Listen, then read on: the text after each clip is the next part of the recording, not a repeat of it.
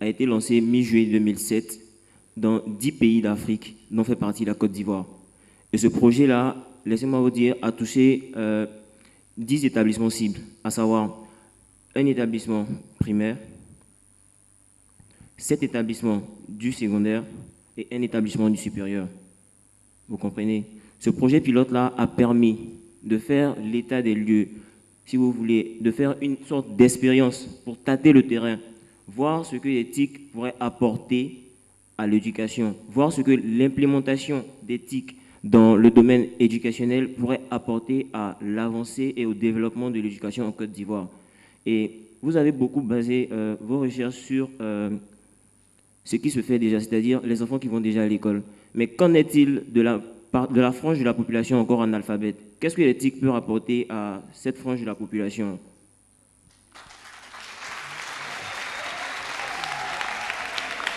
Université Alassane Ouattara, vous avez la parole. Merci infiniment déjà pour la précision, pour les différents éléments. Mais je n'ai pas entendu véritablement au dîner dans tout ce que j'ai dit. Voilà. Et donc, ça me laisse un flou dans la tête, comme quoi si ces 10 écoles-là faisaient partie également au dîner. Mais ce n'est pas un souci. Vous nous présentez le cas des analphabètes dans un contexte des TIC. Qu'est-ce que véritablement nous pouvons faire pour nos frères et sœurs qui sont analphabètes? Je vais vous expliquer un principe simple. Aujourd'hui, nos parents, certes, ne savent pas lire et écrire, mais savent déjà décrocher un portable. Et donc, il faut savoir que, du point de vue application logicielle, on a fait un constat. En réalité, nos parents maîtrisent bien leur dialecte, ils maîtrisent bien leur ethnie, et donc on peut créer des applications dans le but simple de leur permettre d'apprendre à partir donc des TIC. Pour ceux qui font la catéchèse en langue, nos parents, quand ils vont, ils n'ont pas de bic, ils n'ont pas de feuille. Ils ne peuvent pas écrire, bien évidemment. Mais l'animateur s'arrange à faire passer le message à travers le dialecte qui est exprimé par l'enseigné. Et donc, les TIC viennent répondre aux besoins de ces populations.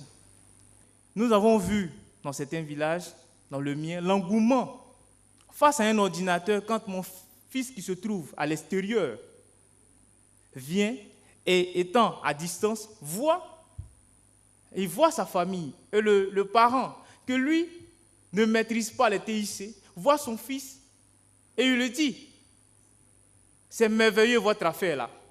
Parce que mon fils qui se trouve quelque part en France, je réussis à discuter avec lui comme s'il était avec moi à la maison. Je pense donc, que voilà. Nous avons compris. Merci.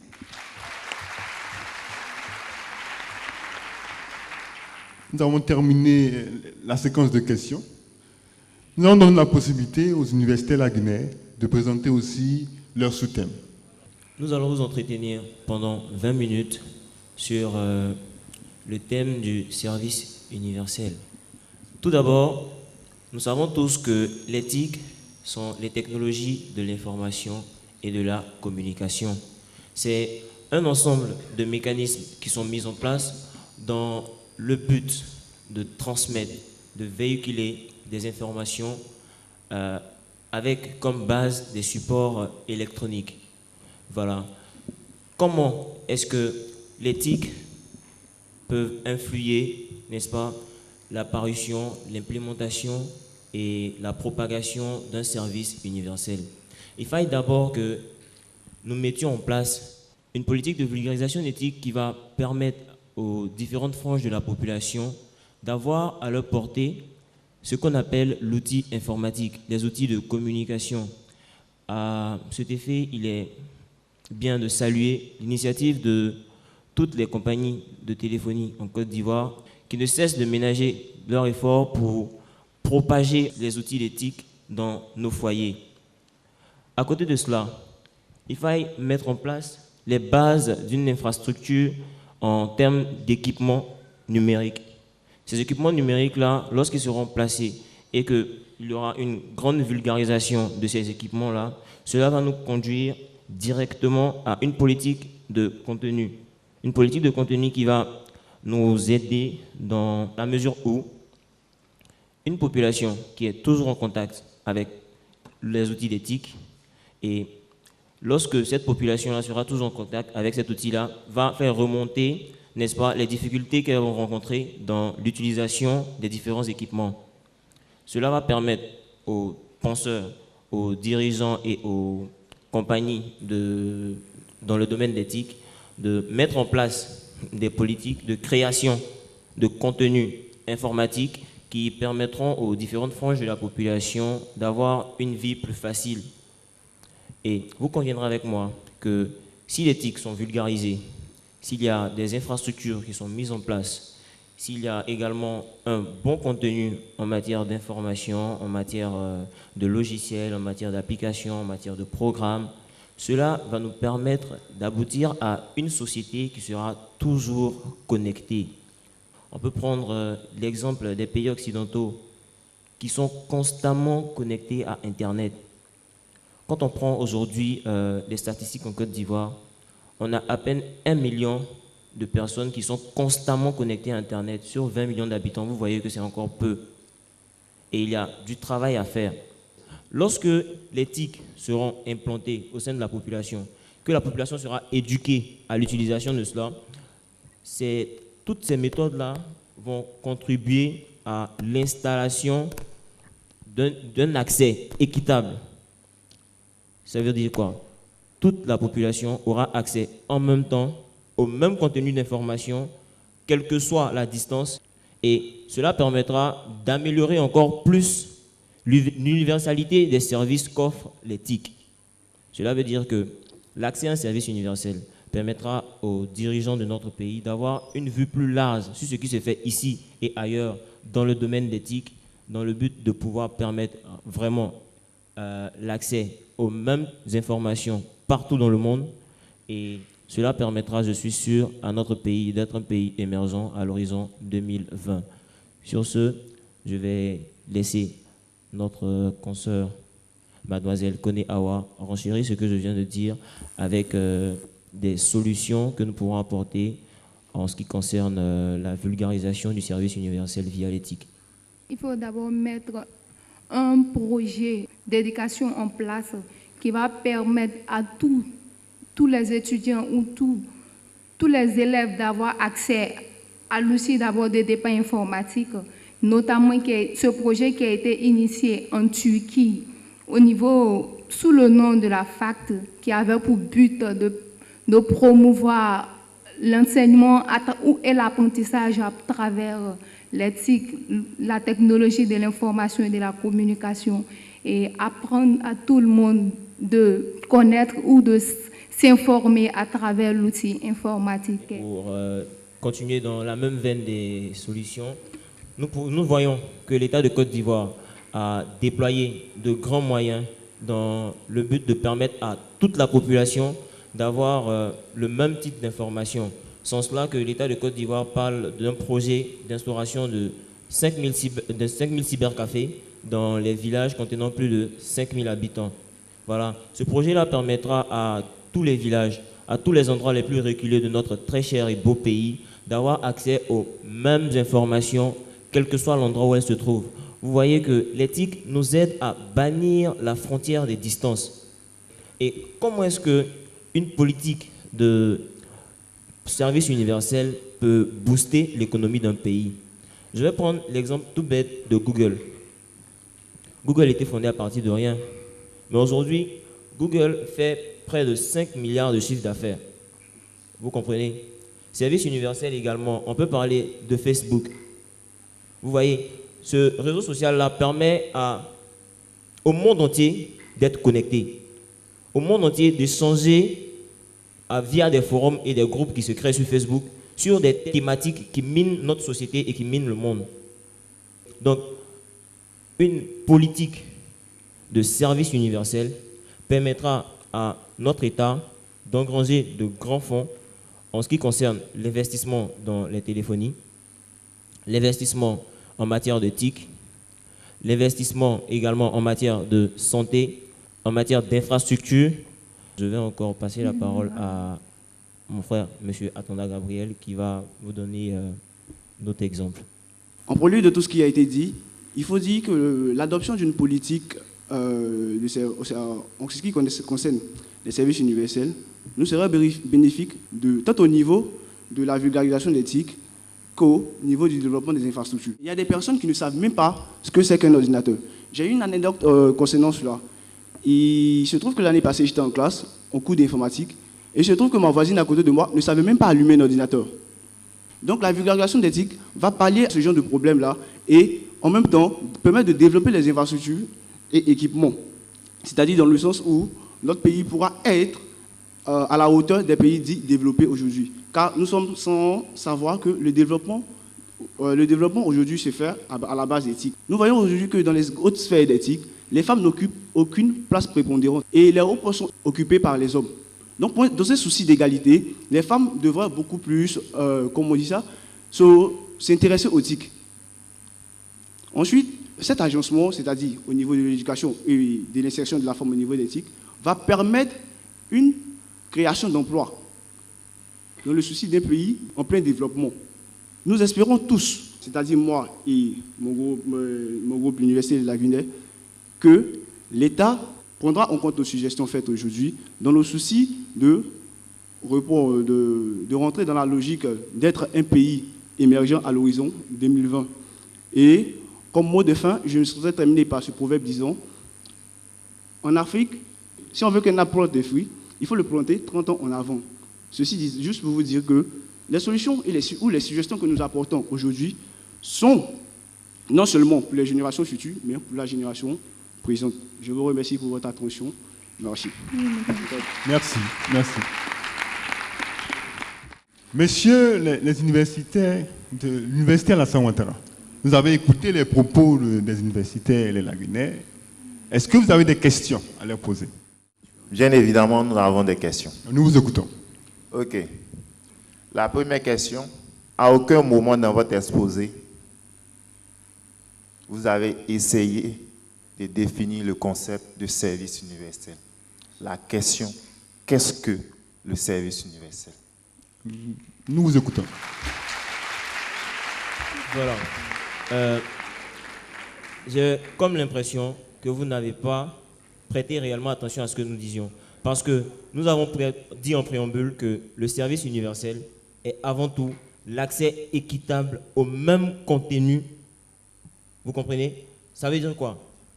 Quel que soit l'endroit où on se trouve, quel que soit notre secteur d'activité, quel que soit l'endroit ou le domaine dans lequel nous exerçons, chacun doit avoir accès au même contenu d'information. Vous comprenez? Il ne faille pas qu'il y ait de disparité en termes de disponibilité d'informations pour une frange de la population et pour l'autre. C'est en ce sens-là qu'on parle d'implication éthique dans la vulgarisation des services universels, des services ouverts à tous, disponibles pour tous, au même moment, à la même quantité. Merci. Université Alassane Ouattara, êtes-vous satisfait de la réponse? La réponse, elle est approximative. Mais je vais essayer de l'aider. Je vais lui poser une seconde question. Quelles sont les caractéristiques du service universel? Caractéristiques des services universels. D'abord, disponibilité du même contenu d'information pour tout le monde. Accès équitable à l'information. Proximité des outils d'acquisition de l'information à tous. Permettre à toutes les franges d'une population de disposer, quels que soient leurs moyens, d'un contenu, d'un service minimum pouvant leur permettre d'acquérir le même contenu d'information que les autres. Et si mes amis ont quelque chose à ajouter. Je vais vous donner comme exemple le site Wikipédia, qui est à la disponibilité de tous. Juste avoir une connexion Internet et un outil informatique se connecter sur le site Wikipédia et vous aurez toutes sortes d'informations. Et aussi, nous avons les sociétés de télécommunications qui participent à cette instauration des services universels par l'apport de certains services dans plusieurs domaines. Le confrère là-bas, il était sur la bonne voie. Les caractéristiques du service universel sont la disponibilité, l'accessibilité, l'égalité et l'abordabilité. Avez-vous quelque chose à dire sur les propos de vos Je pense que mon ami tout à l'heure, avant de répondre à sa première question, lui a demandé s'il avait bien prêté attention à notre exposé. Parce qu'il ne faut pas poser les questions parce qu'il faut les poser. Juste parce qu'on est dans le bar. Il faut prendre la peine d'écouter et ensuite de poser des questions. On a pris des exemples, disons que l'État et les services télécoms devaient fixer des prix relatifs aux revenus financiers de chaque population, aux revenus financiers général. Donc si tu avais, comme on dit ça, écouté, tu aurais entendu cette partie et tu n'aurais pas posé ta question et ajouté cette attitude. Je vais quand même demander aux universités de la Guinée d'apaiser un peu leurs propos. Il s'agit d'un débat argumentaire. Nous sommes à oral total. Oui. Que la force de vos arguments soit celle qui vous donne de pouvoir avoir raison. Nous vous écoutons. Nous voulons entendre vos arguments et nous voulons être convaincus de ces arguments. Nous vous écoutons. Il parlait tout à l'heure d'accessibilité. Dans le temps, un abonnement à un réseau de télécommunications pouvait coûter dans l'ordre de 25 000 francs. Aujourd'hui, nous avons des puces qui nous permettent de communiquer sur n'importe quel réseau à des prix dérisoires. Et ça, vous n'en êtes pas exempt. Vous savez également que les prix des transferts en termes de crédit est maintenant à 100 francs, tu peux avoir du crédit de communication. À 200 francs, tu peux avoir une puce. À moins de 5 000 francs, tu peux avoir un téléphone portable. Alors, quand vous me parlez de disponibilité ou d'accessibilité, je ne comprends pas. Avec toutes ces caractéristiques que vous venez de citer, vous avez mis un point très important, la sécurité. Qu'est-ce que vous en faites? Nous allons laisser les membres du jury évaluer ces deux contenus. Merci. Merci, Monsieur Adepo. À votre suite, nous allons inviter Dr Koulibaly Talman, qui est enseignant-chercheur à l'Université Nangui-Abrogwa, également chef du laboratoire informatique de la police nationale. Dr Koulibaly nous fera des commentaires et des précisions. Il nous donnera sur tout ce qui a été dit. L'occasion est venue pour nous, universitaires, de célébrer la connaissance, de célébrer le savoir. Pour nous, comme l'a dit tout à l'heure le professeur Cissé, célébrer le savoir, c'est de mettre les jeunes en confrontation, leur permettre d'exprimer ce qu'ils ont appris dans nos amphis à travers les séances de TD et de TP. Ce que nous devons comprendre, c'est qu'aujourd'hui, nous avons deux mondes. Deux mondes dans lesquels tous ceux qui ont plus de 40 ans sont étrangers. Et ceux qui ont moins de 40 ans, le monde les appartient. C'est le monde du numérique. Tous ceux qui ont plus de 40 ans sont nés après le monde du numérique. Donc, mes chers doyens, mes chers maîtres qui sont ici présents avec moi, nous là, nous sommes étrangers. Par contre,